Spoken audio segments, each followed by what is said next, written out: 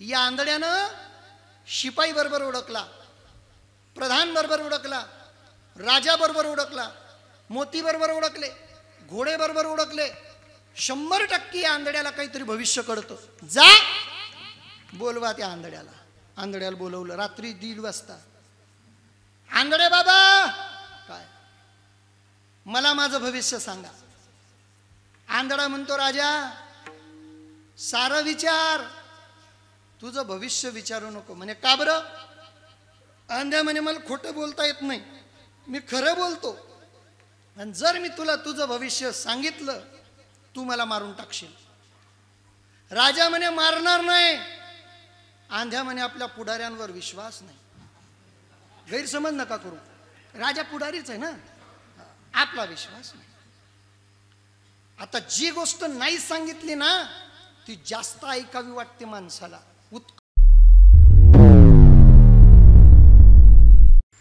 काय सांगू देवा ज्ञानोबाची ज्ञाती वेदमयी सामुखी वदविला कोठवर वाणू याची स्वरूपस्थिती चालविले भिंती मृत्युगेची. अविद्यामायेचा लागून दिवारा ऐसे जगदोद्धारा बोलिले कोठवर वाणू याची स्वरूपस्थिती चालविले भिंती मृत्युगेची. नामा म्हणे आणि तारिले पतित भक्ती केली ख्यात ज्ञानदेवे कोठवर वाणू याची स्वरूपस्थिती चालविले भिंती मृत्युगेची. नमो विठ्ठला राजया पांडुरंगा, नमो रुक्मिणी माऊली ज्ञानगंगा, नमो पुंडलिका, नमो चंद्रभागा. नमस्कार माझा रुक्मिणी पांडुरंगा, कलाबज्ञ जीवोद्धरार्थावतारम, कलांकंक तेजोदिकामोदिवक्त्रम, खलानीश्वादापनोदारहदक्षं समाधिस्तमूर्तिं भज ज्ञानदेवं. नमो सद्गुरु तुकया ज्ञानदीपा, नमो सद्गुरु सच्चिदानंद रूपा, नमो सद्गुरु भक्त कल्याण मूर्ते, नमो सद्गुरु भास्करा पूर्ण कीर्ती. अनंत कोटी ब्रह्मांड नायक तडिदी पीतांबरधारी भक्तवांचे कल्पतरू भगवान श्री पांडुरंगाच्या कृपेनं विश्वमौली ज्ञानोबराय जगद्गुरु तुकोबराय या संत द्वयांच्या आशीर्वादानं परमपूजनीय वंदनीय प्रातस्मरणीय आमचे पूजनीय पिता श्री भाऊरावजी महाराज रावडगावकर यांच्या आशीर्वादानं चालत असणारा भव्य आणि दिव्य प्रकारचा सोहळा आहे. सोहळ्यातील आजची 3ऱ्या क्रमांकाची सेवा ॲक्सिडेंटली माझ्या वाटेला आली आहे. त्यानिमित्तानं तुम्हा सर्वांच्या दर्शनाचा स्वर्णयोग आहे. विठाला कार्यक्रमाकरता उपस्थित एकाहुनी बडीरी अशी सर्वच गुणवान मंडळी या ठिकाणी आहे. परमपूजनीय वंदनीय प्रातस्मरणीय भाऊराव महाराजांच्या परमार्थ रूपी वटवृक्षाला एक लागलेलं गोंडसफळ म्हणजे आदरणीय श्री हरिभक्तपरायण आमच्या अण्णा महाराज यांची वंदनीय उपस्थिती आहे. श्री हरिभक्तपरायण मेघश्याम महाराजांची वंदनीय उपस्थिती आहे. विनेकरी बाबा आहेत, आमचे चोपदार बापू आहेत. भजन सम्राट श्री हरिभक्तपरायण आदरणीय परमपूजनीय वंदनीय महाराष्ट्राचं वैभव, आपल्या कानादेशाचं भूषण आदरणीय रवींद्रजी महाराज पवार जे गुरुजी आहेत. त्याचबरोबर ज्यांचा स्वभावही गोड आहे, ज्यांचं गाणंही सॉफ्ट आहे, भजन सम्राट कित्येक पदव्या ज्यांच्या पुढे फिक्या पडतात, त्यांना पाहिलं की मला माझं कोणीतरी भेटल्यासारखं मला वाटतं. असे आदरणीय आमचे वडेलकर, हा आजमकर श्री हरिभक्तपरायण मिलिंदजी महाराज, हा एकच आहे ते, समजून घेत जा. आता माझं वैमानानुसार होतं थोडं इकडे तिकडे.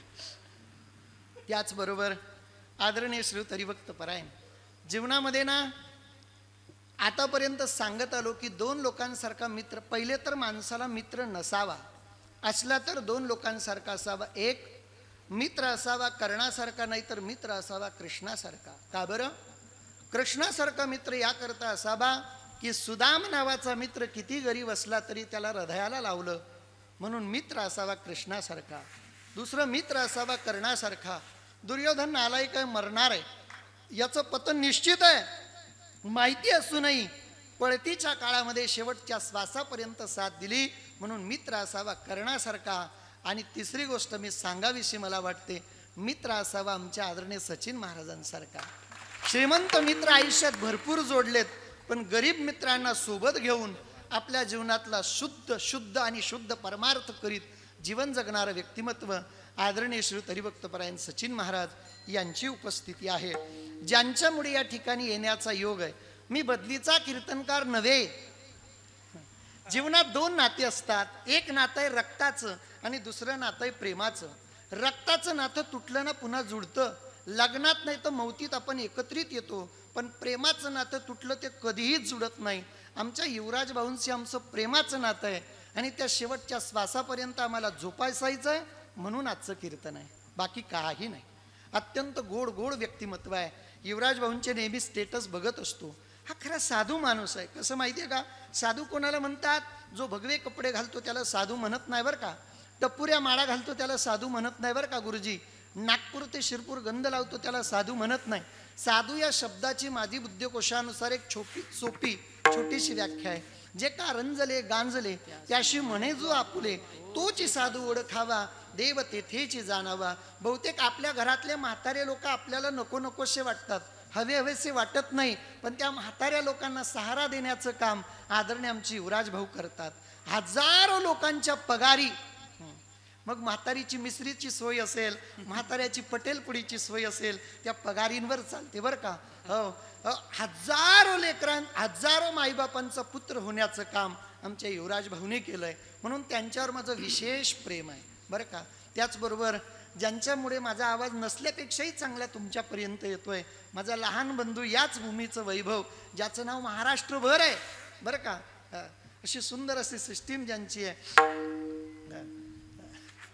हा ना सर्व भाऊ आपा बसले हा.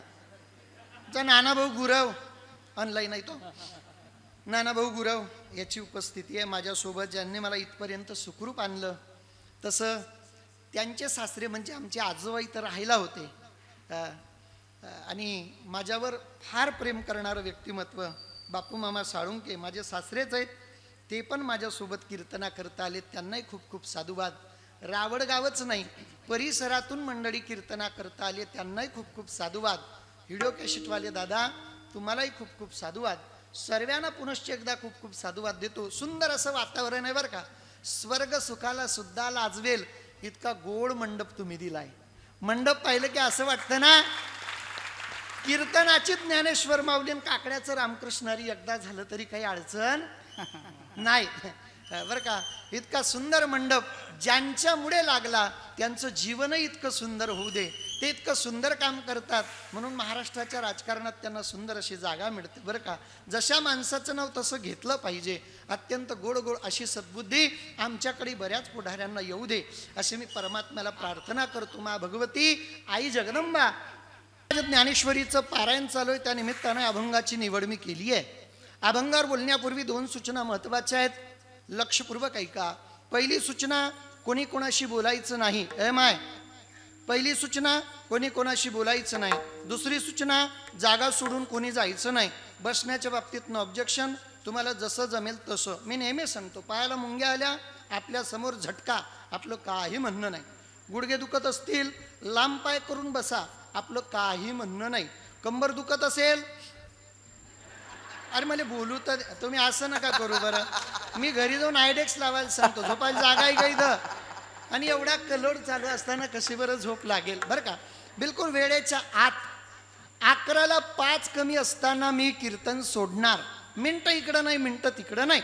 म्हणून सर्वांना विनंती काय, जागा कोणी सोडायची नाही, मन लावून ऐकायचं बरं का. हा बरं का माय पिवताई, आता जागा सोडायची नाही, जसे आहात तसंच बसायचं आहे, ही सर्वांना विनंती.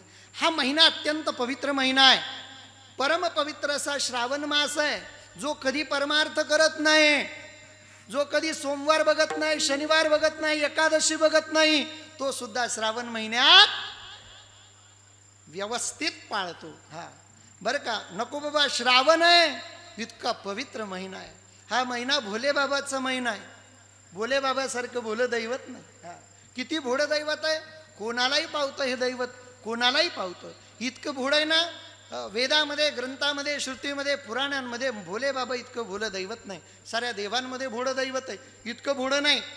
याच्या भोळेपणाच्या अनेक कथा सांगतात.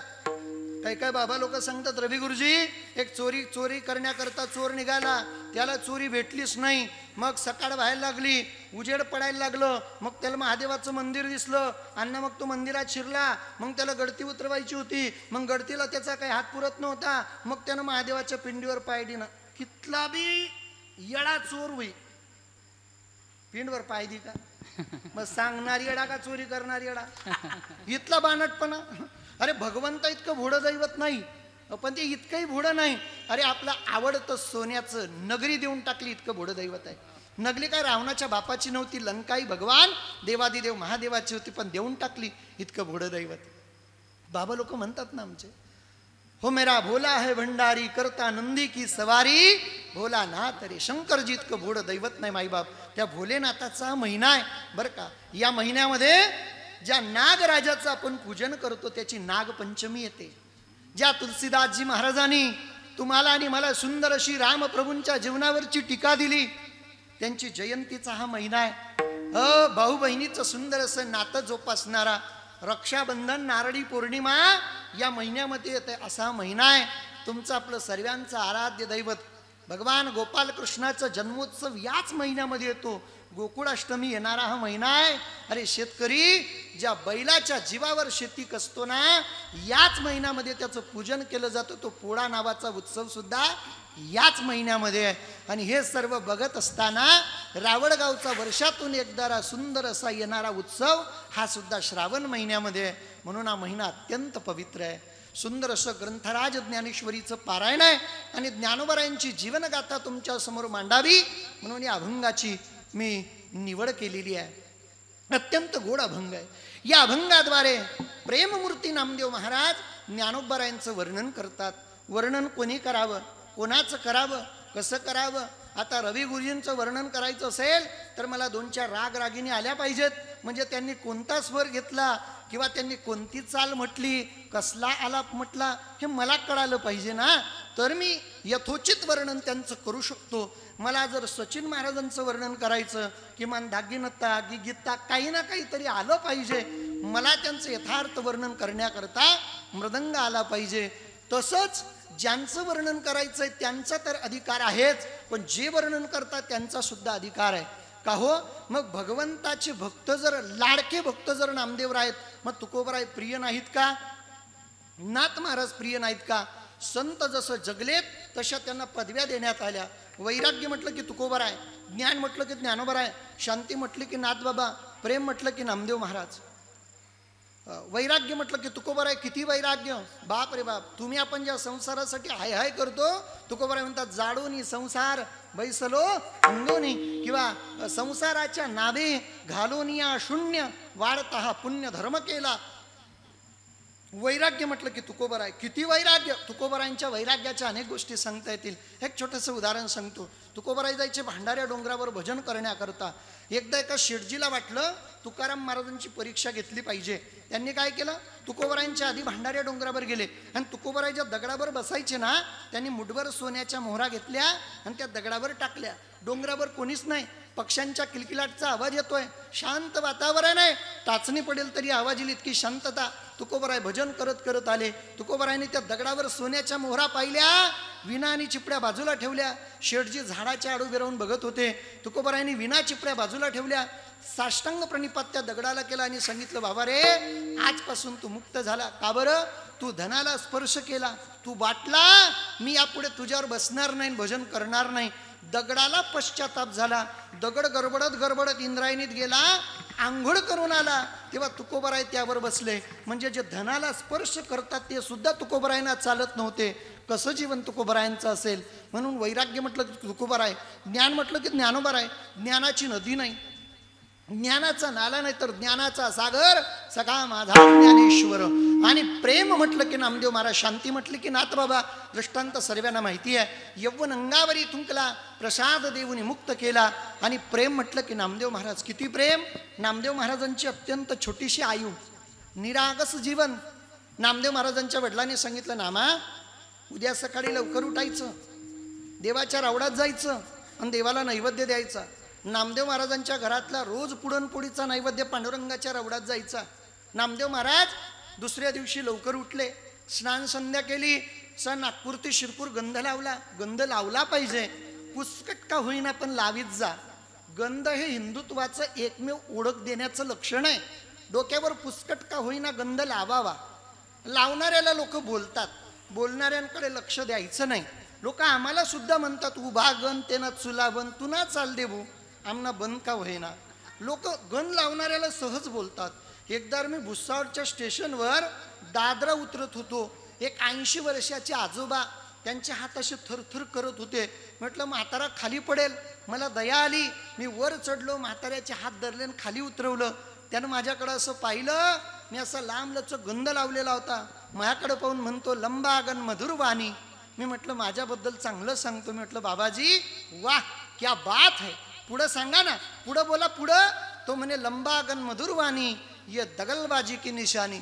म्हटलं तुला वरून खाली ढकलला पाहिजे होता. मी नाग उतरवलं राजा खाली.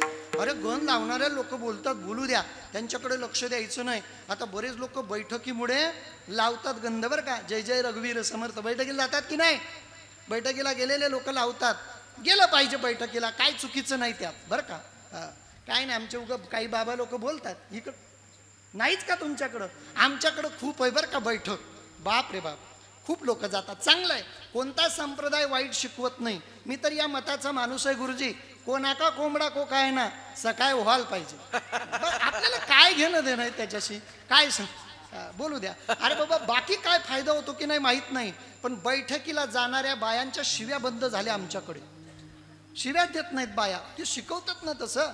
चांगलं आहे. मला फक्त एवढा मुद्दा सांगायचा आहे, टिळा लावत चला, गंध लावला पाहिजे. नामदेव महाराजांनी असं लांबलच गंध लावला. डोक्यावर शेंडी आहे, शेंडीची गाठ बीट मारली, जानवं घातलं, सोहळं घातलं. एका हातात पुरणपोळीचा नैवेद्य, दुसऱ्या हातात दुधाचा प्याला. टुपुक टुपुक चालत चालत नामदेव महाराज देवाच्या रावडात आले. देवासमोर नैवेद्य ठेवला, हातात पाणी घेतलं, मंत्र म्हटला ब्रह्मार्पणम ब्रह्मवीर ब्रह्माग्नो ब्रह्मणाहुतम ब्रह्मैवतेन गंतव्य ब्रह्मकर्म समाधीना. देवा देवा रोज तुला नैवेद्य देण्याकरता माझे वडील येतात. आज ते परगावी गेलेत, मी आलोय, नैवेद्य खा. लहान मुलगाच ना, लहान पोरांचं जीवन निरागस असतं. ज्ञानोबरायांना जीवनात कशाचा मोह झाला नाही, एकाच गोष्टीचा मोह झाला. ज्ञानोबराय म्हणतात लहानपण देगा देवा मुंगी साखरेचा रवा. लहानपण फार सुंदर असतं दादा, किती सुंदर असतं माहितीये का. लहान पोरं कधी कोणाबद्दल द्वेष करत नाही, मत्सर करत नाही, कोणाची निंदा करत नाही, त्यांना भलं बुरंही कळत नाही. बघा बरं, एखाद्या लहान पोराला तुम्ही सांगा, तुमच्यावर एखाद्याचे 2-5 लाख रुपये असू द्या, तुमच्याकडे द्यायला पैसे नसू द्या, आणि ज्याचे पैसे आहेत ना तो गल्लीने येताना दिसू द्या, लहान पोराला सांगा बाळ्या ते काका येतात, त्यांना सांग माझे पप्पा घरात नाहीत, आणि घरात घुसतो. बाड्या गल्लीत उभा राहतो आणि त्याला सांगतो काका माझ्या पप्पाने सांगितलं, त्या काकाला सांग माझे पप्पा घरात नाहीत. काय घेता त्याचं, त्याला हेही कळत नाही ते खोटे कशासाठी बोलले. निरागस जीवन. नामदेव महाराज देवाला सांगतात देवा नैवेद्य खावंच लागेल, मला काय माहित नाही. अरे बाबा राग भरू नको, भुकेला राहू नको, पाहिजे तर उद्या येणार नाही, तुला नैवेद्य देणार नाही, पण आजच्या दिवस तुला खावं लागेल बाबा, मला काय माहिती नाही. 2-5 मिनिटं डोळे लावले, पाषाणाची मूर्ती कशी बरं जेवणार. पण लहान मुलांचा भाव, निरागस अंतःकरण. शेवटी देवाला धमकीच दिली, बघ आला तर ठीक, नाही तर तुझ्या विटेवर डोका आपटीन आणि जीव देईन. भगवंताच्या पायाखालची वीट थरारली. भगवंत एका सेकंदात आले. परमात्म्याने पुरणपोळीचा नैवेद्य हातात घेतला, पुरणपोळी परमात्मा खातात. खाल्ली कशी बशी, परत दुधाचा प्याला दिला नामदेव महाराजांनी पांडुरंगाच्या हातात, आणि पांडुरंगाला जगाच्या मालकाला नामदेव महाराज म्हणतात काय, दूध पियो मोरे गोविंद लाला, दूध पियो मोरे गोपाल लाला, दूध पियो मोरे गोविंद लाला, दूध पियो मोरे गोपाल लाला. दूध पियो मोरे गोविंद लाला, दूध पियो मोरे गोपाल लाला. दूध पियो मोरे गोविंद लाला, दूध पियो मोरे गोपाल लाला. काला बछड़ा कपिला गाय, दूध दुहावत नामाचा. काला बछड़ा कपिला गाई, दूध दुहावत नामा गाई. दूध पियो मोरे गोविंद लाला, दूध पियो मोरे गोपाल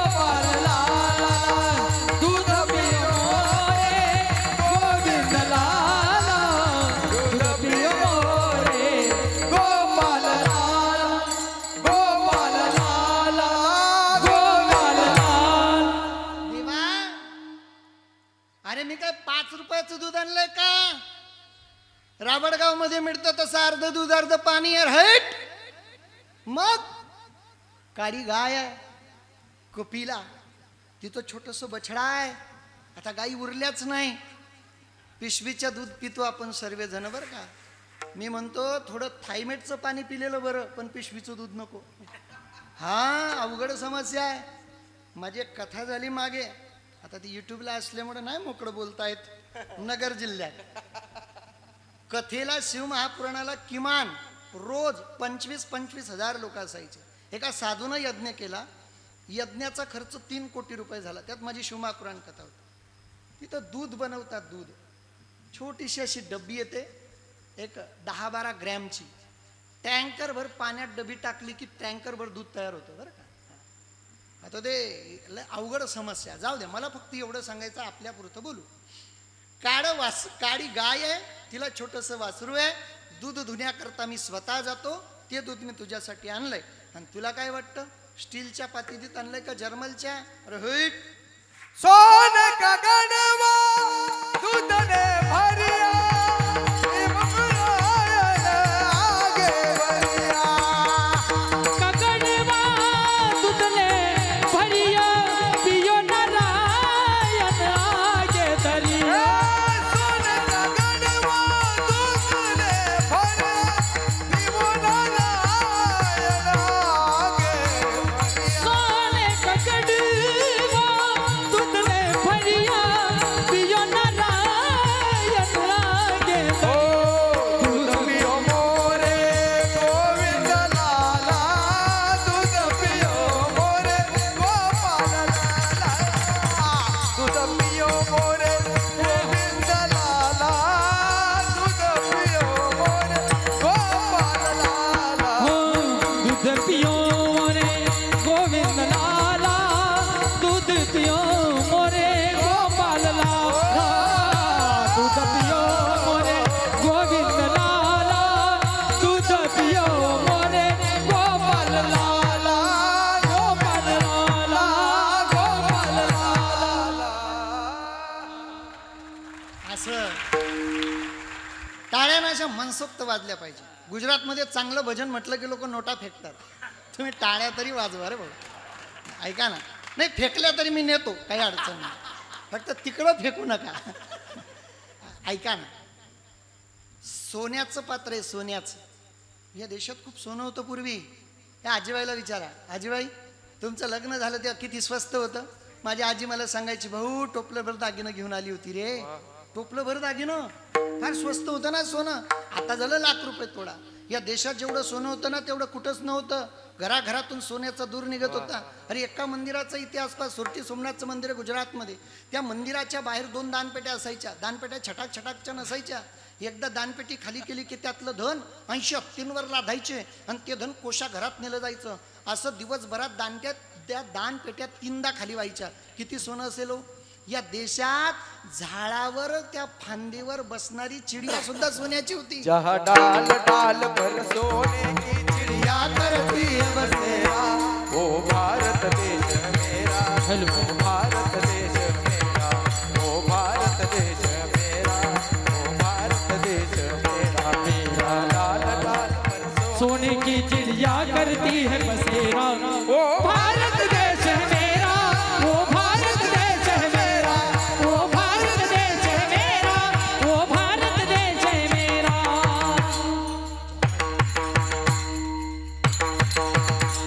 जहाँ सत्य अहिंसा मानवता का पग पग लगता डेरा, वो भारत देश है मेरा, वो भारत देश है मेरा. या देशात भरपूर सोनं होतं. नामदेव महाराजांच्या घरी एक पात्र होतं, त्यात काय नवल. माझा मुद्दा फक्त जेवढाच आहे, जगाचा मालक योगी यांच्या ध्यानी ध्याताना तुळसी तत्व अम्मापासी मागे पुढे. या विश्वाचा बाप म्हणतो, ऐसा भगत मैंने कभी नहीं पाया, नाम देवने देव हसाया. इतके लाडके भक्त नामदेव महाराज. आणि ते वर्णन करतात ज्ञानोबरायांचं. कुठला प्रसंग आला लक्षपूर्वक ऐका. निवड विनोद म्हणजे कीर्तन नाही बरं का. मला हसवता येत नाही अशातला काही भाग नाही, पण अत्यंत गोड चिंतन आहे. एकदा नामदेव महाराज, ज्ञानेश्वर महाराज तीर्थाटन करण्याकरता निघाले. 4 धाम, सप्तपुऱ्या, अष्टविनायक, 12 ज्योतिर्लिंग, अनेक ठिकाणी तीर्थयात्रा केल्यानंतर दोघी संत पंढरपुरात येणार. म्हणून संबंध महाराष्ट्रातून जपी तपी संन्यासी महानुभाव बैरागी वारकरी सारे पंढरपूरच्या दिशेनं निघाले आणि सारे पंढरपुरात आले. मुंगी जायला सुद्धा जागा नाही, एवढी गर्दी पंढरपुरामध्ये. बघा त्या गर्दीमध्ये सर्वांनी स्वागत केलं ज्ञानेश्वर महाराजांचं आणि नामदेव महाराजांचं. सर्व संतांच्या भेटीगाठी झाल्या, विचाराचे आदान प्रदान, प्रत्येकाला आलेले अनुभव सांगितलेत. आणि मग ज्ञानोबराय पांडुरंगाच्या रावडामध्ये आलेत आणि पांडुरंगाला सांगतात, देवा जगाच्या कल्याणा संतांच्या विभूती देहकष्टविती परोपकारे, माझं अवतार कार्य संपलं. ज्ञानेश्वरी असेल, विचारसागर असेल, अमृतानुभव असेल, पंचदशी असेल, हरिपाठ असेल, अनेक ग्रंथ मी लिहिलेत. आता मात्र मला तुमच्या चरणाजवळ जागा द्या. पांडुरंगाने सांगावं, ज्ञानदा तुमच्या समाधीची जागा पूर्वीपासून नियोजित आहे. अलंकापूर नगरीमध्ये सिद्धेश्वराच्या साक्षीने इंद्रायणी मातेच्या काठी तुम्हाला समाधीस्थ व्हायचं आहे. बरं बरं बरं, तुम्ही सांगणार का या साऱ्या वारकऱ्यांना? स्वतः पांडुरंग परमात्मा रावडातून वाडवंटामध्ये आले आणि साऱ्या संत मांदियाडीला सांगतात, ऐका रे, पुढच्या एकादशीला माझ्या ज्ञानदा अलंकापूर नगरीमध्ये सिद्धेश्वराच्या साक्षीने इंद्रायणी मातेच्या काठी समाधीस्थ होणार आहेत. साऱ्यांनी या तिकडं. सारे संत रडायला लागले. ज्यांची जेवणं बाकी होते ना त्यांच्यात भुकाच उडाल्या. जे पाण्यावर बसले ना त्यांनी घास खाली टाकलेत. सर्व गडबडा रोडायला लागलेत, रडतायत आणि साऱ्यांची समजूत नामदेव महाराज काढतायत. पण तरी सुद्धा नामदेव महाराजांना विचारलं, पांडुरंगानं नामा का बरं रडतोस रे? नामदेव महाराजांनी सांगावं, प्रभू हे ज्ञानदा जे जायचं म्हणतात ना, हे ज्ञानदा म्हणजे काय तुम्ही सोपं समजू नका. आम्ही शेतकरी लोक आहोत सर्वे. कडबा असतो ना करबा, चारा असतो ना चारा, त्या चाऱ्याचा पोळा असतो, पेंडी म्हणतात त्याला. ती पेंडी कशानं बांधलेली असते हो? त्याच चाऱ्यातल्या एक तोटा घेतला जातो आणि त्याने ती पेंडी बांधली जाते. जसं ती बांधलेल्या चाऱ्याची ती बांधलेली गाठ जशी तुटली की पेंडी विकरते, तसं संत रूपी पेंडीचा आढा माझी माऊली आहे. जर माऊली गेली तर आम्ही कोणाच्या सहाय्यानं जगायचं? कसं काय राहायचं? बांधल्या पेंडा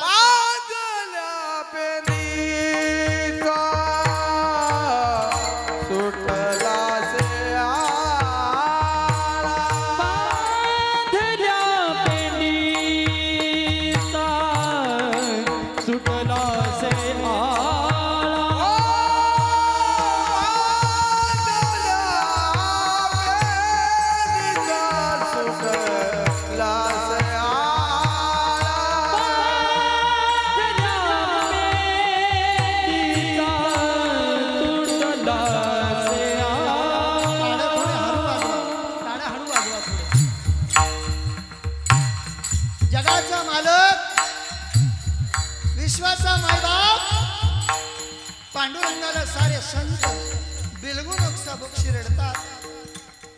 अहो माऊली गेली म्हणजे कोणाच्या सहाय्यानं जगायचं? आम्ही आमच्या जगण्याचा आधार माऊली आहे.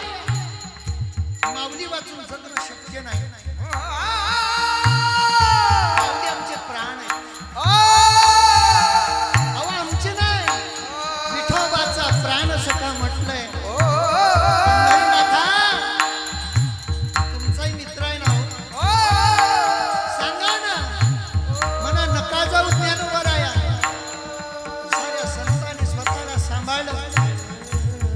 सारे आळंदीच्या दिशेनं निघाले. पुन्हा भजनाच्या आनंदात विसरले की कशा करता चाललो. आळंदीमध्ये ज्ञानोबरायांच्या समाधी करता चिरंजीव असणारे मारुतीराय आले. त्यांनी हजेरी लावली. आजही आळंदीत हजेऱ्या मारुती.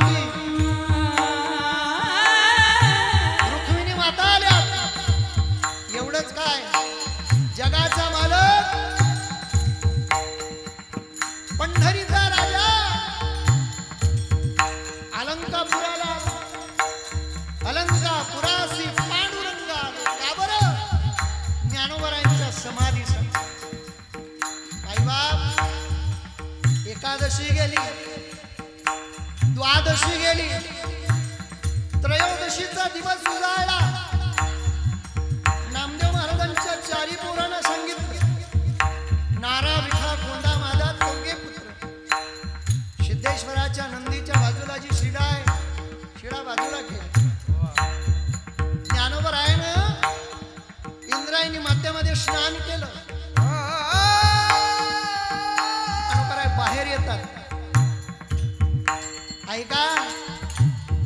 जगातलं सर्वात निस्वार्थी नातं आहे. आई बाबाच्या नात्याला सुद्धा स्वार्थ आहे. माझ्या लेकराला जर चांगले संस्कार दिले तर म्हातारपणी आमची सेवा करेल. पण जिला माहिती आहे ज्या अंगणात मी सडा समर्जन करते हे माझं नाही, ज्या अंगणात मी रांगोळी घालते ना हे अंगण माझं नाही, ज्या आई बापाला मी जीव लावते ना एक दिवस हेच मला दुसऱ्याच्या स्वाधीन करणार आहे. जगातलं सर्वात निस्वार्थी नातं भाऊ आणि बहिणीचं. एखाद्या बंदुकीतून गोळी सुटावी दिशी सुटली आणि मुक्ताईनं कडकडून मिठी मारली. ज्ञानोदा नको नारे जाऊ समाधी करता.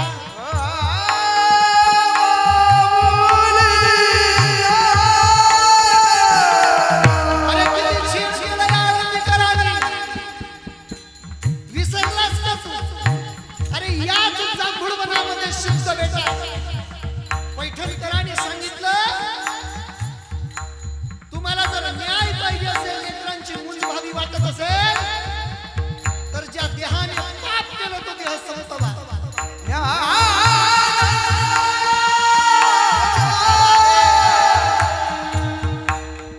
रात्रीची 2:30-3 वाजेची वेळ आहे. आईने तुला उठवलं ज्ञाना जरा बाहेर येतोस का? बाबा म्हटले रुक्मिणी आपल्या लेकरांची मुंज भावी जर वाटत असेल तर आपण हा देहाचा त्याग केला पाहिजे. ज्ञानदा मी सुद्धा जाग होती. मुक्ताई बोलते आपल्या भावासोबत आणि आई बाबाने तुला त्या सिद्धेश्वराच्या बेटामध्ये सिद्ध बेटा झोपडीच्या बाहेर नेलं. आई म्हटली ज्ञाना आम्हाला जायचंय, तुम्हाला न्याय मिळवून द्यायचंय, पण जीव आटकतोय थोडा थोडा तुझ्यात नाही बरं, सोपानात नाही. निवृत्ती तर निवृत्त झालाय, फक्त जीव आटकतोय तो मुक्तेमध्ये. का बरं? लहान आहे रे ती, तिला कळत नाही जगातला व्यवहार. ज्ञाना बघ आम्ही जायला तयार आणि आनंदानं जावं असं जर वाटत असेल ना तर आम्हाला वचन दे. जोपर्यंत तू मुक्तीच्या बरोबर आहे ना मुक्तीच्या डोळ्यात कधी पाणी येऊ देणार नाही. ज्ञानदादा तू सिद्धेश्वराच्या कळसाकडे पाहिलं ना आई बाबाला वचन दिलं, आई बाबा मी जोपर्यंत मुक्ताबाईच्या सानिध्यात आहे तिच्या डोळ्यात कधी पाणी येऊ देणार नाही. आणि तेच दिलेलं वचन पाळलं ज्ञानदादा. आळंदीतल्या लोकांनी कमी छेड केला काय, कमी त्रास दिला. अरे मधुकरी मागण्या करता गेला, टाकून तुझ्या जोडीमध्ये शेणाचा गोळा टाकला, मग पीठ नाही दिलं. काकाच्या पोरांनी दगड मारले रे. ज्ञानदा ती भरलेली जोडी इंद्रायणीच्या डोहात धुवून आला का? माझ्या मधुतेला दिसलं तर ती रडे. ज्ञानदा मला अजूनही आठवतं रे, कोणी भिक्षा नाही दिली आळंदीत. घरोघरी पीठ मागणारी मावशी, तिला वाटलं रुक्मिणीचे पोरं कसेवर जगतील. तिनं वाटीभर पीठ ज्ञानदाच्या जोडीत घातलं. ज्ञानदा ती जोडी तू टाकेत दाबली आणि जांभूळ वनाकडे पडत सुटला. विसोबा काकांनी अडवलं तुला. ज्ञान्या हा कोणी वाटली रे भिक्षा? दाखव बरं जोडीत काय. जोडीत पीठ होतं, दिशी फाडली, जोडीत पीठ खाली पडलं. ज्ञानदा एक पाय एका बाजूला दुसरा पाय दुसऱ्या बाजूला ठेवला आणि मध्ये पीठ आहे. काबरं विसोबा काका गेले की हे पीठ उचलू आणि मुक्तेकडे जाऊन देऊ. ज्ञानदा विसोबा काकांनी बुटा सहित पाय त्या पिठात घातला. काय जीवन असेल हो. विचार करा ना, आमच्या मावशीकडे जेवायला गेलो इतक्या आग्रहानं वाटलं.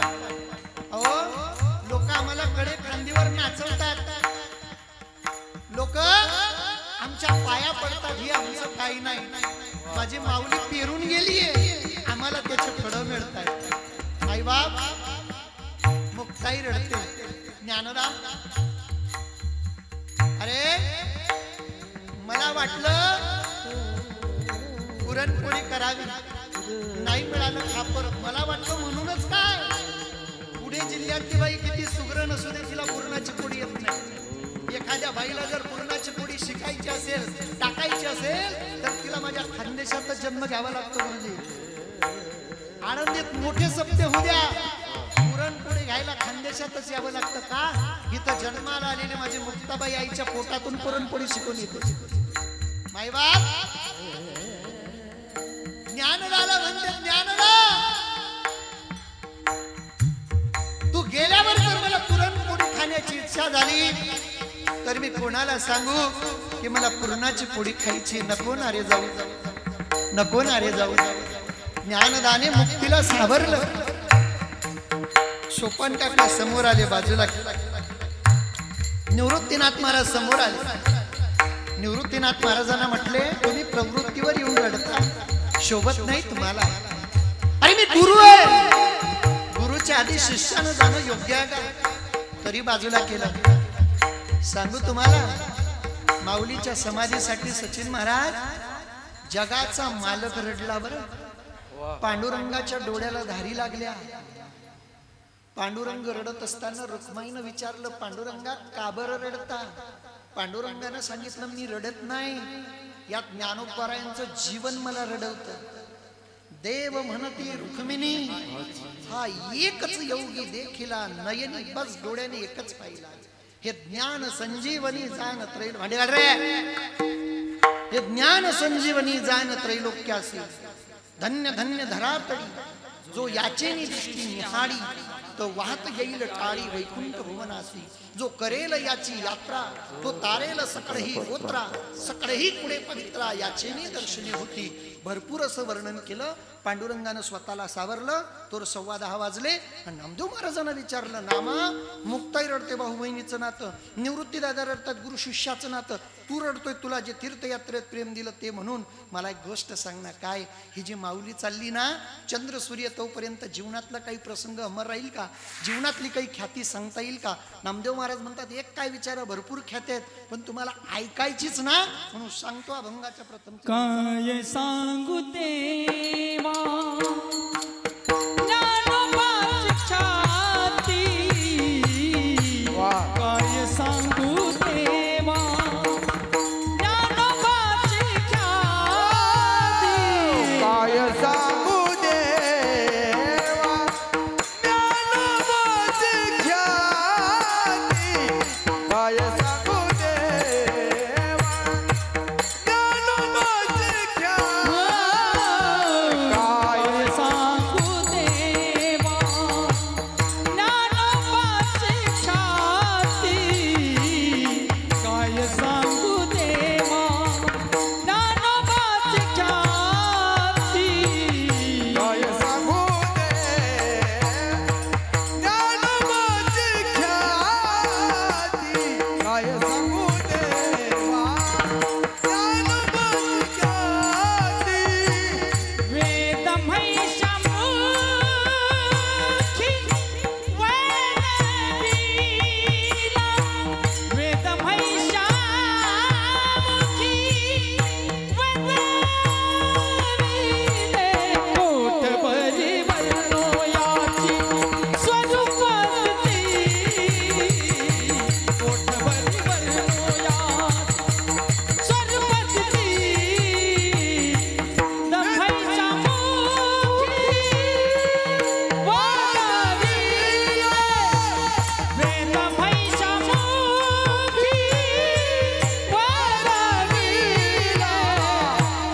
कोठवरी याची सुरवती, कोठवरी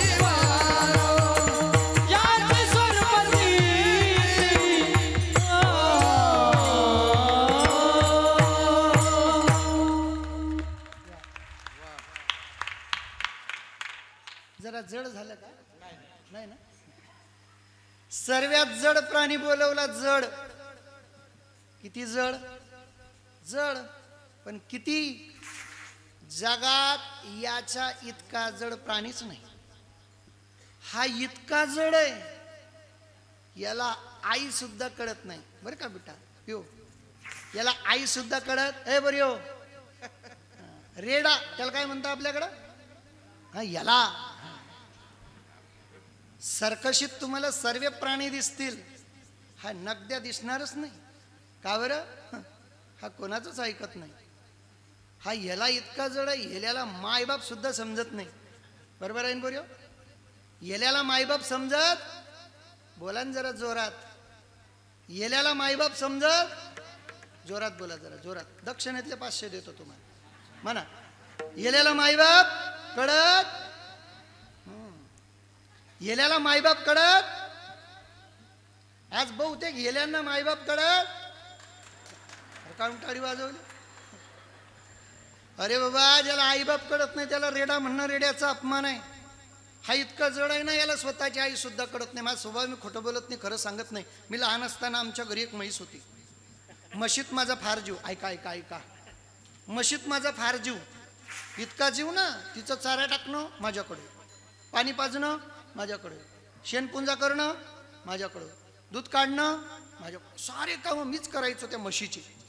एके दिवशी काय झालं, त्या म्हसड्याला चारा टाकला. सकाळी उठलो, गव्हाणीतला चारा चक, म्हशीचं पोट चिप. म्हशीनं दूध काही दिलं. म्हणलं असं कसं बाई, हिन जर चारा खायले तर दूध द्यायला पाहिजे. बरं दूध नको का देईना, ती तब्येत तर सुधारली पाहिजे. म्हणलं म्हैस आजारी असेल, मी दुर्लक्ष केलं. 15 दिवस झाले. 15 दिवसात म्हैस अशी लख लागून गेली. वा, म्हणलं काहीतरी फॉल्ट आहे. मी एक दिवशी चारा टाकला, अंधाऱ्यात जाऊन बसलो. आता अंधाऱ्यातला माणूस दिसत नाही, पण अंधाऱ्यातल्या माणसाला सर्व दिसतं. मी अंधाऱ्यात जाऊन बसलो. प्रकार असा होता, मी गेल्याबरोबर आमचे काका आले. त्यांनी आमच्या म्हशी पुढचा सर्व चारा उचलला. बाजूला त्यांची म्हैस बांधलेली होती, त्यांच्या म्हशी पुढं टाकला. मी काकांना बोललं पाहिजे ना, मी काकांना काही बोललो नाही. त्यांना घरात घुसू दिलं, आतून कडी लावू दिली आणि त्यांच्या म्हशीचं येलगं सोडून दिलं. त्या येल्याने काय करावं, त्या म्हशीचं दूध प्यावं ना. त्यानं ती म्हैस सोडली आणि माझ्याच म्हशीचं दूध पिऊन गेलं.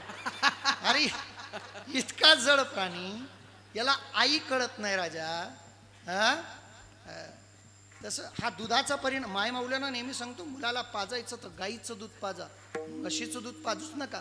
फॉर एक्झाम्पल, उदाहरण प्रॅक्टिकल करून पहा. 100 गाई असू द्या, गाईचं कोकरू सोडा, त्याचा रॉंग नंबर लागत नाही, बरोबर आपल्या आईच्या काशीला जाऊन चिपकतं. गावरान असलं तर. आणि म्हशीचं येलगं सोडा बरं, ते पहिले तुम्हाला डुस्सा देतं. अवघड समज. एरवी आपले लोक म्हणतात, बाप तसा बेटा, कुंभार तसा लोटा, बाबा तसा फेटा, फेटा तशा. ते वर्ग 2 गुणांवर जन्माला येतात. चला पुढे. एक, लेकरात एक तर आईच्या दुधाचा गुण असतो किंवा बापाच्या रक्ताचा गुण असतो. लक्षपूर्वक ऐका. तुमची जर ऐकण्याची मानसिकता असेल तर दोघी गोष्टी सांगतो लक्षपूर्वक. उदाहरण जरा जड आहे, पण शेवटच्या पॉइंटला लक्षात येतं मला काय म्हणायचं आहे. लक्ष देऊन ऐकलं तर, लेकरामध्ये 2 गुण असतात, बापाच्या रक्ताचा किंवा आईच्या दुधाचा गुण. बापाच्या रक्ताचा गुण, पोरग वकील होते, जज होते, बॅरिस्टर होते, PI होते, ग्रामसेवक असू दे, तलाठी असू दे, ग्रामसेवक काय असेल नसेल, गायक असू दे, वादक असू दे, पकवाजी असू दे, साऊंडवाला असू दे, बापाच्या रक्ताचा एकतरी गुण येतो. बाप जर इंग्लिश पेत असेल तर पोरगा कमीत कमी. अरे असं काही नका म्हणू, मी चांगलं सांगतोय बाबा. बापाच्या रक्ताचा एक तरी गुण लेकरात येतो. पटण्याकरता एक उदाहरण सांगतो, फक्त सर्वांगाचं कान करून ऐका. शेवटच्या पॉईंटला लक्षात येईल मला काय सांगायचंय. बापाच्या रक्ताचा गुण. एक राजा, एक प्रधान, एक शिपाई, तिघं जंगलामध्ये निघाले शिकार करण्याकरता. एक वाघानं डरकाळी फोडली आणि तिघं 3 दिशेंना पांगले. जंगल अतिशय छोटं होतं, त्या जंगलात वाघ होता हे निश्चित, पण एक आंधळा साधू बसलेला होता. त्या साधूकडे पहिल्यांदा शिपाई आला. शिपायानं विचारलं, कार फुटक्या, इथं कोणी पाहिलं का? त्या आंधळे साधू बाबा काहीच बोलले नाही. त्याच्या मागं प्रधान आला. प्रधान म्हणे, कारा आंधळ्या, इथं कोणी पाहिलं का? आंधळे बाबा काहीच बोलले नाही. त्याच्या मागे राजा आला आणि राजानं हात जोडले. आंधळे बाबा, इथं कोणी पाहिलं का? आंधळा म्हणे, हो. पहिल्यांदा गेला तो शिपाई, दुसऱ्यांदा गेला तो प्रधान आणि तिसऱ्यांदा आला तू राजा. राजा म्हणे, का रे तू तर आंधळा आहे आणि तुला तर दिसत नाही, आणि तू कसं काय ओळखलं? तो शिपाई, प्रधान आणि मी राजा. आंधळा म्हणे, आपल्याला सर्व कळतं. सर्व म्हणजे सर्व, भूत भविष्य वर्तमान मला सर्व कळतं. राजाला वाटलं आंधळा कामाचा माणूस आहे. राजा त्या आंधळ्याला आपल्या राज्यात घेऊन आला. 3 महिने झाले. त्या राज्यात एक जोहारी मोती विकण्याकरता आला. राणीला मोती फार आवडले. राणी म्हणते, राजाला मला घेऊन द्या. राजा म्हणतो प्रधानाला, याला याचं मोल म्हणजे पैसे देऊन टाका. प्रधानजी म्हणे, पहिले चेक तर करा. राजा म्हणे, चला चेक करून घ्या. कोणत्या सोनाराला बोलू? राजा म्हणे, सोनाराला नका बोलू. म्हणे, मग आंधळे बाबाला बोलवा. आंधळे बाबाला बोलवलं. आंधळे बाबाला सांगितलं, बाबा हे मोती असली का नकली ओळखून दाखवा. आंधळे बाबांना असे मोती उचलले, खडखड वाजवले आणि फेकून दिले. राजासाहेब मोती नकली आहेत, घेऊ नका. राजा म्हणतो, बाप रे बाप, आपण डोळे असून आंधळे, आपल्याला कळालं नाही, याला कळालं. अरे याला तर काहीतरी बक्षीस दिलं पाहिजे. आपल्या नगरातले कोट्यावधी रुपये वाया गेले असते, कोटी रुपयाचं नुकसान झालं असतं, आपले कोटी रुपये वाचले, याला बक्षीस द्या. प्रधानजी म्हणे, काय द्यायचं? आंधळ्याला वाटलं आता 5-25 गावं भेटून जातात, आपली तंगी दूर. राजानं सांगितलं, ऐका प्रधानजी, याच्यामुळे आपले कोटी रुपये वाचले, याला बक्षीस दिलं पाहिजे. म्हणे काय द्यायचं? म्हणे रोज याला चहामध्ये 2 चमचे गावरान तूप प्यायला देत जा. नुकसान कितीचं होणार होतं? कोट्यावधी रुपयाचं. आणि बक्षीस काय दिलं? 2 चमचे गावरान तूप. शेवटी राजा तो राजा, आंधळ्याला बोलायची सोय नाही, डोक्याला हात मारला, आंधळा निघून गेला. त्याच नगरीत पुन्हा 2 महिन्यानंतर एक सद्ग्रस्त 2 घोडे घेऊन घोडे विकण्याकरता आला. एक घोडा लाल कलरचा, दुसरा घोडा पांढऱ्या रंगाचा. राजा म्हणे, मला पांढराच आवडला, आपल्याला पांढराच घ्यायचा, पण पहिल्यांदा आंधळ्याला बोलवा आणि त्याला विचारा कोणता घोडा कामाचा आहे. आंधळ्याला बोलवलं. आंधळ्याने दोघी घोड्यांच्या डोक्यावर हात ठेवला आणि सांगितलं, राजेसाहेब, लाल कलरचा जो घोडा आहे तो शूरवीरांच्या कामाचा आहे, आणि पांढऱ्या रंगाचा घोडा फक्त नवरदेव मिरवण्याच्या कामाचा आहे, तुम्हाला कोणता घ्यायचा घ्या. राजा म्हणे, अरे या आंध्यामुळे आपले लाखो रुपये वाचले, याला काहीतरी बक्षीस दिलं पाहिजे. आंधळ्याला वाटलं, पहिल्या वेळेला हुकलं, आता 100% बजेट बसतो, 2-5 गावं बी दिली तर आपली तंगी दूर. तेवढ्यात प्रधानाला बोलवलं राजानं. प्रधानजी, याच्यामुळे आपले लाखो रुपये वाचले, याला बक्षीस द्या. म्हणे काय द्यायचं? याला रोज जेवणाबरोबर 2 मोतीचूरचे लाडू खायला देत जा. आधी दिलं गावरान तूप, आता काय दिलं? 2 मोतीचूरचे लाडू. पण राजा बोले दल हाले, बोलायची सोय नाही. राजा आपल्या घरी, आंधळा आपल्या घरी. राजा एकदा रात्री 12 वाजता विचार करतो, का रे या आंधळ्यानं शिपाई बरोबर ओळखला, प्रधान बरोबर ओळखला, राजा बरोबर ओळखला, मोती बरोबर ओळखले, घोडे बरोबर ओळखले, 100% या आंधळ्याला काहीतरी भविष्य कळतं. जा बोलवा त्या आंधळ्याला. आंधळ्याला बोलवलं. रात्री 1:30 वाजता. आंधळे बाबा, काय? मला माझं भविष्य सांगा. आंधळा म्हणतो, राजा सारं विचार, तुझं भविष्य विचारू नको. म्हणे का बरं? आंध्या म्हणे, मला खोटं बोलता येत नाही, मी खरं बोलतो, आणि जर मी तुला तुझं भविष्य सांगितलं, तू मला मारून टाकशील. राजा म्हणे, मारणार नाही. आंध्या म्हणे, आपल्या पुढाऱ्यांवर विश्वास नाही. गैरसमज नका करू, राजा पुढारीच आहे ना, आपला विश्वास नाही. आता जी गोष्ट नाही सांगितली ना, ती जास्त ऐकावी वाटते माणसाला. उत्कंठा. सिरियल लागू द्या बरं, कुठली पण 7-7:30-8ला सिरियल लागतात. ॲडव्हर्टाईज लागली ना, आमच्या मावशीला पाण्याची ताण लागलेली असली तरी जात नाही ती किचन वट्याजवळ. कवच लाग जाई माय, पुढे काय होई, नाही का? तशी गंमत. राजा म्हणतो, नेमकं माझ्या नशिबात असं काय? आंधळ्या सांगायला तयार नाही. आंधळ्या सांग रे. राजा म्हण, नाही रे भाऊ, तू उपाडी दिशी. अरे मारणार नाही रे भाऊ, आपला विश्वास नाही. काय करावं? अशी उत्कंठा दाटली. रात्री 2:30 वाजता सभा बोलवली. अख्खं गाव जमा केलं, मंत्रिमंडळ जमा केलं. राजा उंच आसनावर बसला. राजाची आई आली. सारी नगरी समोर आहे. आंधळ्याला समोर उभं केलं आणि राजानं साऱ्या नगरी समोर सांगितलं, ऐक रे आंधळ्या, अख्ख्या गावासमोर सांगतो, तुझ्या केसाला सुद्धा धक्का लावणार नाही, फक्त मला माझं भविष्य सांग. मग आला आंधळा मैदानात. आंधळा म्हणतो, राजा सांगू तुझं भविष्य? म्हणे हो. नक्की? म्हणे हो. मारणार नाही? म्हणे बिलकुल नाही. म्हणे राजा, तू तुझ्या बापाचाच नाही.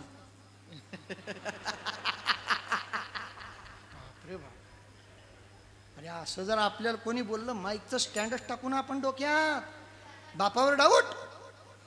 राजानं आपल्या आईकडे पाहिलं तर राजाच्याही रडायला लागली. कारण देव जाणे पाप आणि माय जाणे बाप. राजाच्याही रडते. राजा म्हणतो, आई रडू नको, तू या मूर्खाच्या काय नादी लागली? बावडट आहे तो, काय करतं त्याला?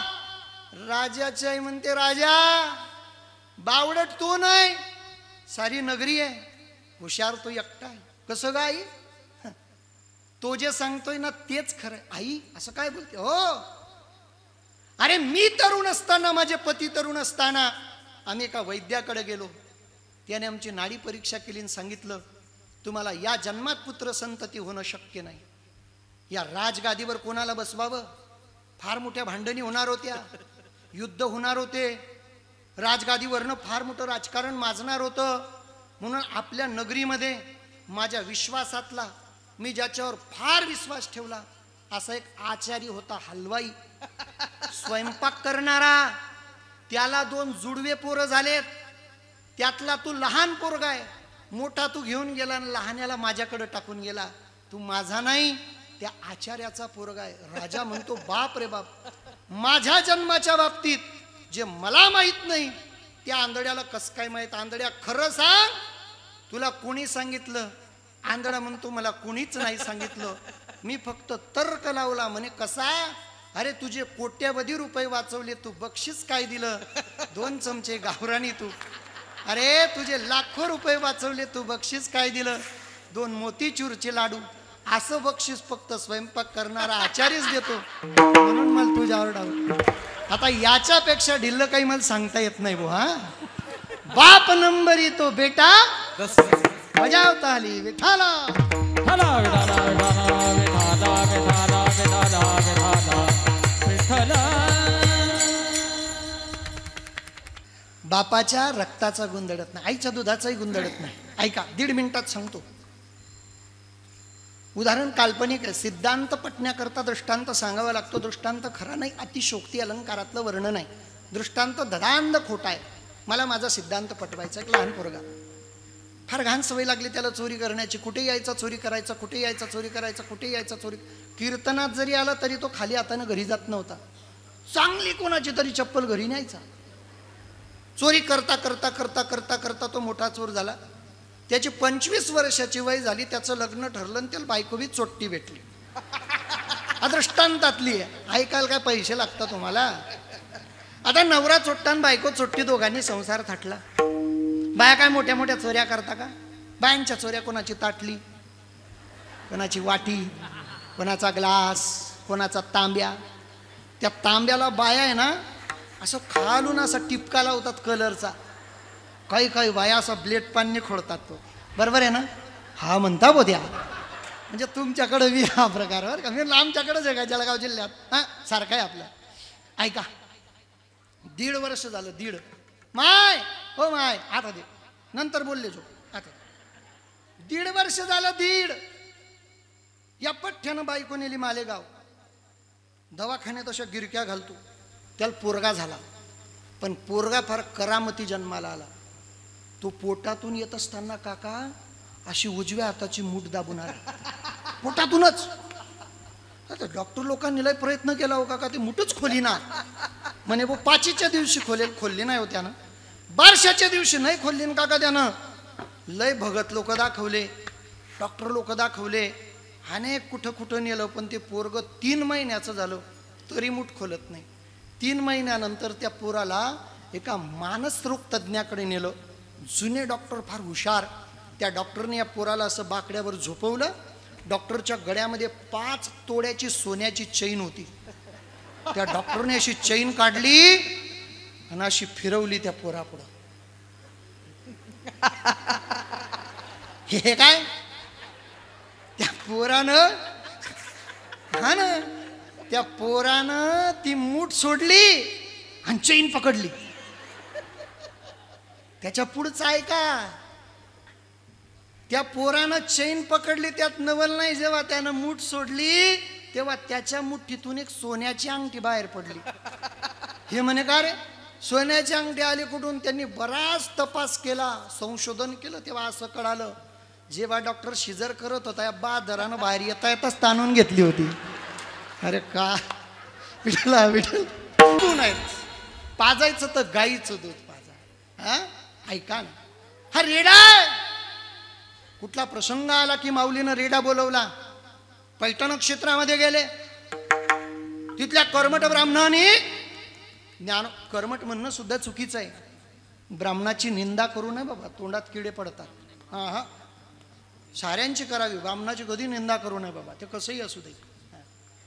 पण कर्मठ ब्राह्मणाने ज्ञान, कर्म म्हणजे काय? कर्मावर अतिविश्वास ठेवणारे, बरं का.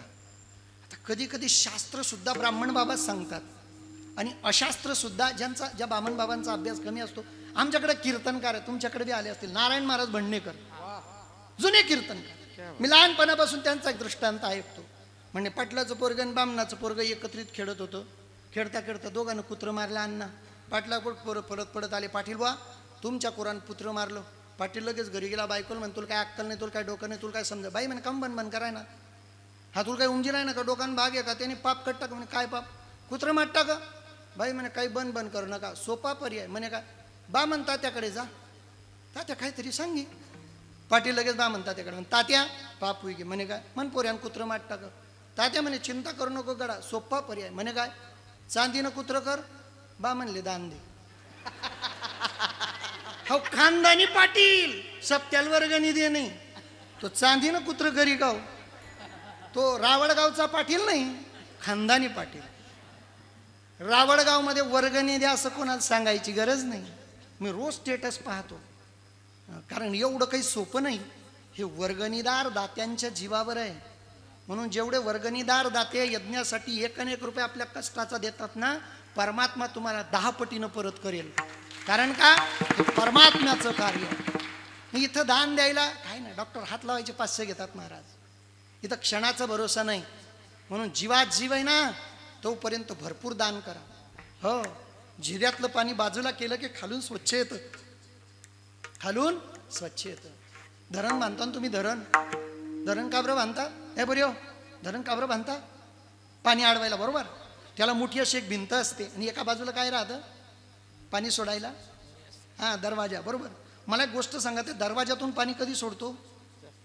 हां, धरण जास्त झाल्यावर, धरण फुल भरल्यावर. समजा धरण फुल भरलं आणि दरवाजातून पाणी नाही सोडलं तर काय होईल, फुटेल. तसंच संसारात धरण बांधा पैसे अडवायला. 5-25 कोटी रुपये मावले पाहिजे त्याच्यात. पण वर्षातून एकदा रावळगावचा सप्ताह आला की थोडासा दरवाजा मोकळा करत जा, नाही तर धरण फुटीन. म्हणजे काय, तुम्ही ज्यांच्यासाठी कमवता तेच कमरेतला आता घालतीन. धरणाची जर व्यवस्थित निगा ठेवायची, तिथं दान केलं पाहिजे. राहते तिकडे. काय विषय होता आपला.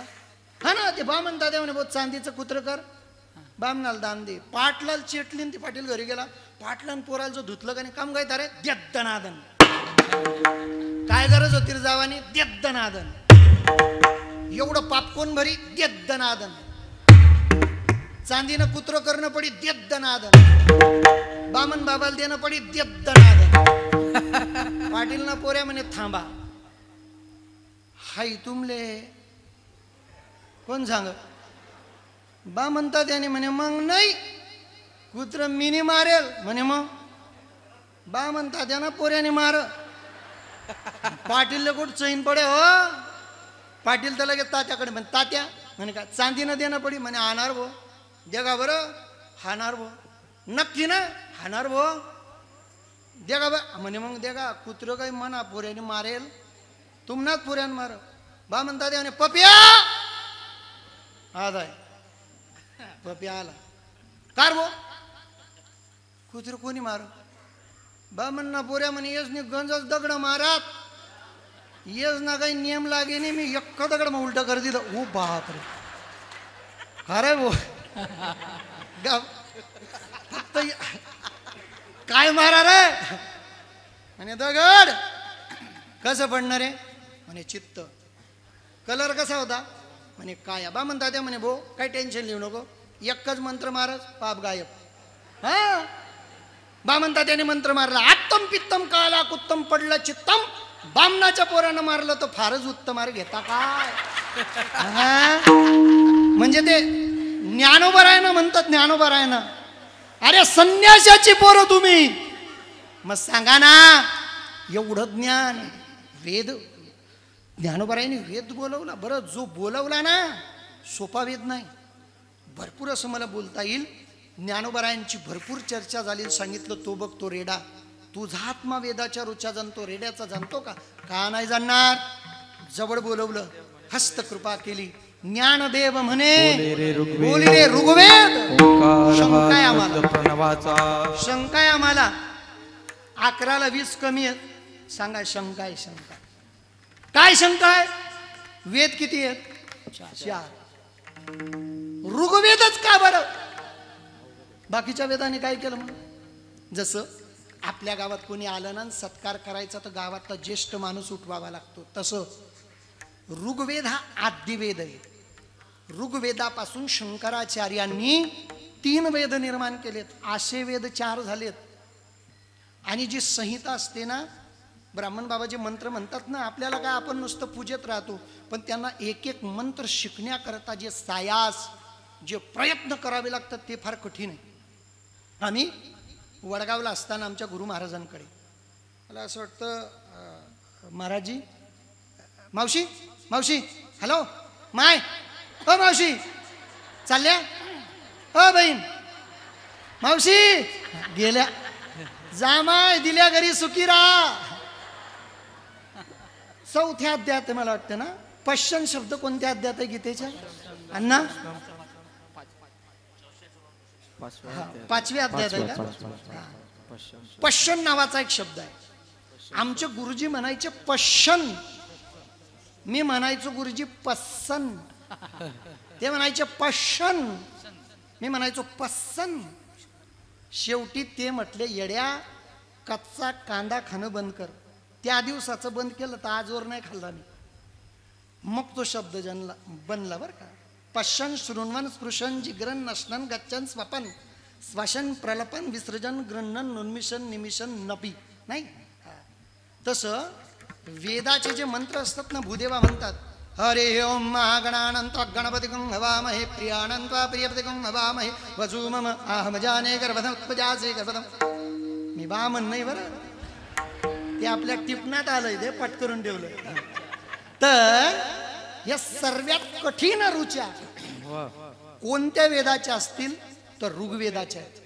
म्हणून ज्ञानोबरायांनी रेड्याच्या मुखारबिंदातून ऋग्वेद बोलवला. पण परमात्म्यानं शंका घेतली, ए नामदेवा रेडा सजीव आहे, याच्या स्वरूपाचं याच्या आताच्या स्थितीचं काही वर्णन करता येईल?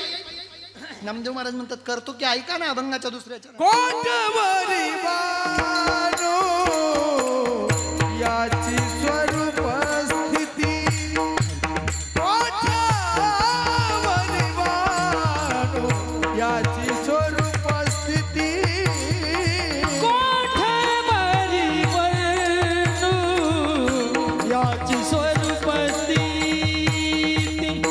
कोठवरी वर्णू याची स्वरूप स्थिती, कोटवरी बानो याची स्वरूप,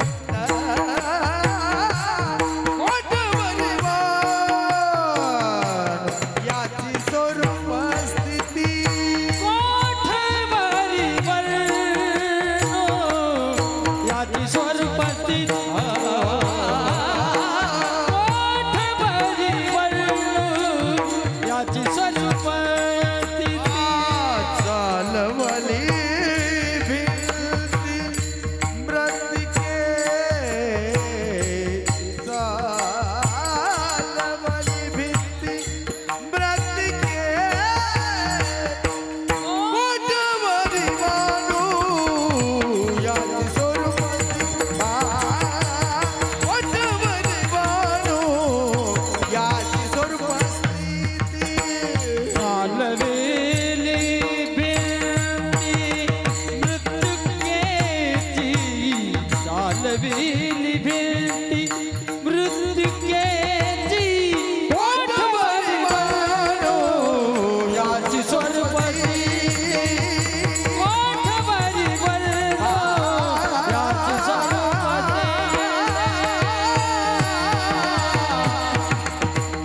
याची स्वरूप स्थिती. गोड गोड गोड वा.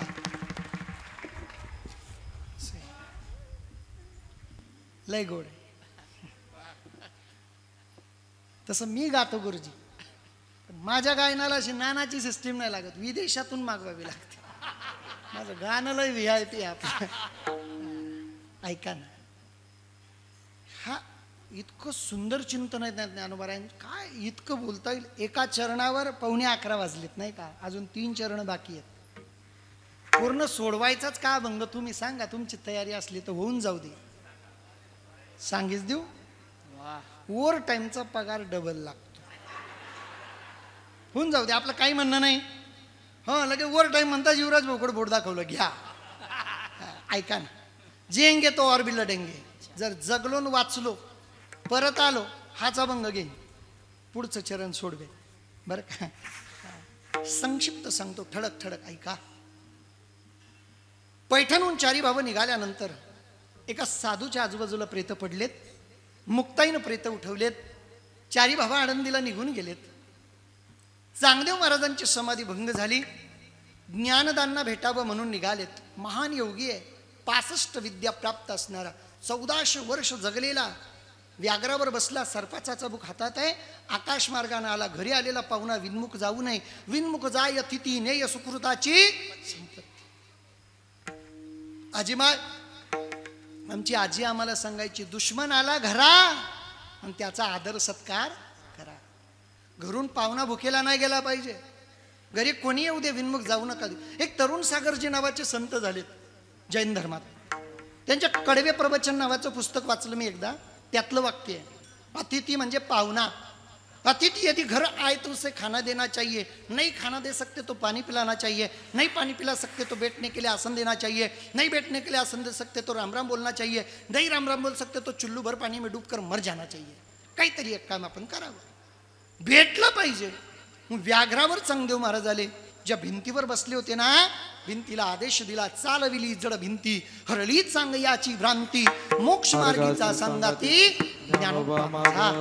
ज्ञानेश्वर महाराजांनी भिंत चालवली. पांडुरंगाने सांगितलं, नामदेवा, या ज्ञानेश्वर महाराजांचे वडील तिकडे गेले होते बंगालमध्ये आणि तिकडून ते बंगाली विद्या शिकून आले. ती विद्या त्यांनी ज्ञानेश्वर नावाच्या मुलाला शिकवली आणि त्या विद्येच्या बळावर त्यानं रेडा बोलवला आणि भिंत चालवली. आता जशी विद्या आहे ना तशी अविद्या. जसं पाप पुण्य, श्रीमंत गरीब, उंच नीच, काळा गोरा, तसं विद्या त्याला अपवाद अविद्या. अविद्येत 5 प्रकार आहेत: जारण, मारण, उच्चाटन, वशीकरण आणि संमोहन. मला याच्या पुढचं काही माहित नाही, इतकंच. या 5 विद्या आहेत. यावर संक्षिप्त आपल्याला बोलता येऊ शकतं, वेळेचा अभाव आहे. या 4ही विद्येंचा वारा न लागू देता 4 वेद, 6 शास्त्र, 18 पुराण, विपुल ग्रंथ सामुग्रीचा सार माझ्या माऊलीनं एका ग्रंथात ओतला. त्या ग्रंथाचं नाव आहे भावार्थ दीपिका. त्याला तुम्ही म्हणतात ज्ञानेश्वरी, जिचं पारायण चाललंय. ज्ञानेश्वरीत काय आहे असं विचारू नका, काय नाहीये ते विचारा. सारं काही आहे. आता जमलं नाही ना तुम्हाला, अण्णांना विचारा. किमान 8व्या अध्यायाच्या पारायणाला बसा, बरं का. बाय मावल्यानं पारायणाकडे विशेष भर दिली पाहिजे. नाही वाचता येत ना, काय ज्ञानेश्वरीची कृपा. वैकुंठवासी पूजनीय श्रीगुरु मोठे बाबा सांगायचे, मोठे बाबांकडे एक विद्यार्थी आला, युवराज दादा. बाबाने सांगितलं, कुठून आला रे? कोकणातून. बरं बरं बरं, काय करायचं? मला ना महाराज व्हायचं. बरं बरं बरं, शिकलाय का तू? म्हणे शाही. लावा बोटाल शाही. सही नाही, शाही. म्हणे का रे तू शिकला नाही? म्हणे मग पारायण. बाबांनी पुन्हा डोक्याला मारून घेतले, वाचताच येत नाही तर काय पारायण करीन? तरी बाबा म्हटले, का रे पारायण कर. म्हणे बाबा वाचता येत नाही. म्हणे एक काम करतो. काय? ज्ञानेश्वरी घे, आजानु वृक्षाखाली बस, तिथं लोक पारायण करतात. ते पारायण करताना फक्त ओवीवर बोट ठेव, बोट फिरव, बोट फिरव. त्या विद्यार्थ्याने बोट फिरवता बोट फिरवता बोट फिरवता अख्खी ज्ञानेश्वरी पाठ केली. आणि जगाच्या पाठीवर एकमेव ज्ञानेश्वरी मंदिर त्यांनी उभारलं. त्यांचं नाव गोविंद महाराज केंद्रे. ज्ञानेश्वरी ज्यांच्यावर कृपा करते, बाप रे बाप, ज्ञानेश्वरीची कृपा फार भयानक आहे. तुम्ही भाग्यवान आहात. तुम्हाला कल्पतरू आहे ज्ञानेश्वरी. म्हणजे सर्वांना तारून देण्याचं एकमेव साधन आहे. आणि नामदेव महाराज म्हणतात, जरी ज्ञानोबराय चालले तरुण देण्याकरता साधन देऊन चाललेत. नामा म्हणे यानी तारी रे पतीत भक्ती केली ख्यात ज्ञानदेव. आतापर्यंत तुम्हाला काही त्रास दिला का? मी नाही दिला ना. एकदा चुले चाले मोडा, हाताच्या घड्या काढा, हातानं टाळी मुखानं भजन करा विठोबा रखो हो रखो माये हॅलो हरी जय जय आजच्या कीर्तन सेवेचे यजमान श्री लक्ष्मण वनाजी शिरोडे, श्री राघव गमन जाधव तथा भाऊसाहेब अण्णा जाधव, श्री जिभाऊ काशीराम मार्तंड, श्री गोकुळ सुखलाल गुरव, स्वर्गीय माधवराव बाळकृष्ण बाजकर यांच्या स्मरणार्थ, स्वर्गीय अरुण कारभारी पवार यांच्या स्मरणार्थ, स्वर्गीय सकाराम माधवराव जाधव यांच्या स्मरणार्थ, स्वर्गीय सयाजी सोनू ठाकूर यांच्या स्मरणार्थ, स्वर्गीय सुभद्राबाई जगन्नाथ चिंदू महाले यांच्या स्मरणार्थ, देवीदास पंडित वाघ यांच्या स्मरणार्थ, यमुनाबाई त्र्यंबक लोढे यांच्या स्मरणार्थ, तुकाराम फकीरा अमृतकर यांच्या स्मरणार्थ, स्वर्गीय विश्वनाथ राजाराम मासूळ यांच्या स्मरणार्थ, स्वर्गीय यशवंत नातूदेवरे यांच्या स्मरणार्थ,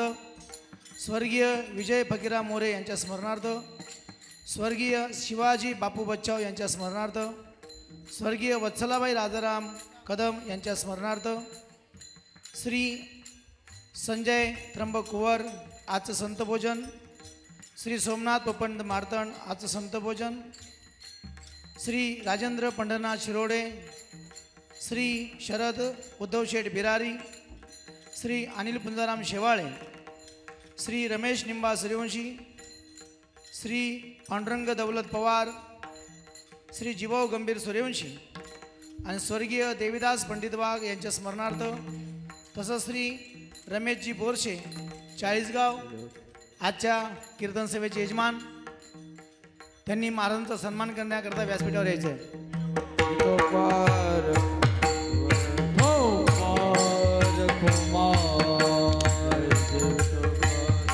हरी जय जय